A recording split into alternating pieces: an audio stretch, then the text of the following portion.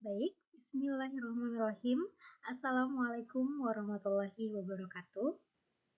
Yang saya hormati Bapak Ibu dosen selaku pengampu mata kuliah proposal tesis yang sudah memberikan saya kesempatan ya untuk menjelaskan atau menjabarkan terkait dengan rancangan proposal tesis saya. Namun sebelum itu, perkenalkan nama saya Siti Dinia dengan NIM I2E32310005 dengan judul yaitu pengembangan bahan ajar ekowisata mangrove bagi kembar pada materi ekosistem kelas 11 SMA untuk meningkatkan kemampuan literasi sains siswa Lombok Barat. Ya, adapun yang melatar belakangi rencana penelitian saya yaitu fenomena ideal di sini menunjukkan bahwa ekosistem mangrove itu seharusnya berfungsi sebagai penyangga alami dan habitat penting begitu teman-teman, serta berkontribusi dalam mitigasi perubahan iklim. Nah, dengan kesadaran masyarakat dan pendidikan yang tinggi, namun kenyataannya bagaimana? Ekosistem ini mengalami degradasi akibat aktivitas manusia dan pemahaman siswa tentang pentingnya mangrove masih rendah. Mengapa hal ini bisa saya katakan? Karena sebelumnya pada tahun 2023 di akhir bulan saya melakukan studi independen atau magang BKSDA. Di sana saya melakukan penelitian selama 1 semester dan saya menemukan pemahaman atau kesadaran masyarakat di area lingkungannya sendiri itu masih rendah. Masih banyak sampah-sampah yang dibuang secara tidak berkala, tidak pada tempatnya begitu. Dan penebangan hutan mangrove secara liar. Hal ini tentu membuat saya menarik untuk melakukan penelitian tentang hal ini. Begitupun juga saya melakukan penelitian di sekolah dekat pesisir pantai atau pesisir mangrove begitu. Saya menemukan bahwa banyak siswa yang masih acuh tak acuh terhadap lingkungan sekitarnya.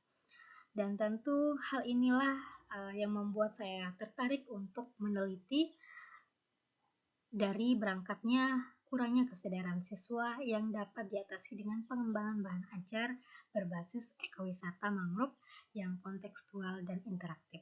Nah, penelitian saya ini mendukung kurikulum merdeka yang mengutamakan pembelajaran fleksibel dan berbasis proyek, serta diharapkan dapat menciptakan sinergi antara pendidikan dan pelestarian lingkungan di Bagi Kembar khususnya di Sokotong, Lombok Barat. Ya, adapun rumusan masalah dan tujuan penelitian. Penelitian saya pada kali ini rumusan masalahnya adalah bagaimana pengembangan bahan ajar berbasis ekowisata mangrove bagi kembar pada materi ekosistem kelas 10 SMA untuk meningkatkan kemampuan literasi sains siswa Lombok Barat. Dan adapun tujuan penelitian saya di sini adalah untuk mengetahui bagaimana pengembangan bahan ajar berbasis ekowisata mangrove bagi kembar pada materi ekosistem kelas 10 SMA untuk meningkatkan kemampuan literasi sains siswa di Lombok Barat. Adapun tinjauan pustaka atau penjelasan terkait dengan variabel saya, di sini ekosistem mangrove di sini merujuk pada ekosistem penting yang berfungsi sebagai penyangga alami dan habitat serta berkontribusi dalam mitigasi perubahan iklim. Adapun literasi sains di sini merujuk pada pemahaman ilmiah dan keterampilan berpikir kritis, sangat penting untuk mempersiapkan generasi muda menghadapi tantangan lingkungannya. Dan pembelajaran berbasis proyek, yakni dapat meningkatkan minat dan keterampilan siswa. Sementara ekowisata sebagai media pendidikan di sini menawarkan pengalaman belajar kontekstual dan meningkatkan kesadaran lingkungan. Di sini menurut Purnamasari dan Nugroho pada tahun 2020, Rahman et al. Pada tahun 2021. Nah, penelitian sebelumnya juga menunjukkan bahwa integrasi konteks lokal dan pendekatan berbasis lingkungan di sini berkontribusi positif begitu terhadap literasi sains. Bagaimana tidak, pengembangan bahan ajar ekowisata mangrove untuk meningkatkan kemampuan literasi sains ini menjadi pusat bahwa sangat relevan dan sangat penting begitu. Ya, beralih ke alur penelitian saya. Alur penelitian saya seperti ini teman-teman. jenis penelitian yang saya pakai adalah Research and Development atau R&D dengan prosedur EDI, di mana lokasi penelitian saya yaitu di SMA Negeri Terfavorit di Lombok Barat. Subjek penelitian saya yaitu siswa jurusan IPA kelas 10 tentunya. Prosedur pengembangan dengan EDI yaitu yang pertama saya akan melakukan analisis terkait dengan siswa yang ada di SMA terfavorit tersebut, bagaimana pengetahuannya. Saya akan melakukan observasi dan wawancara.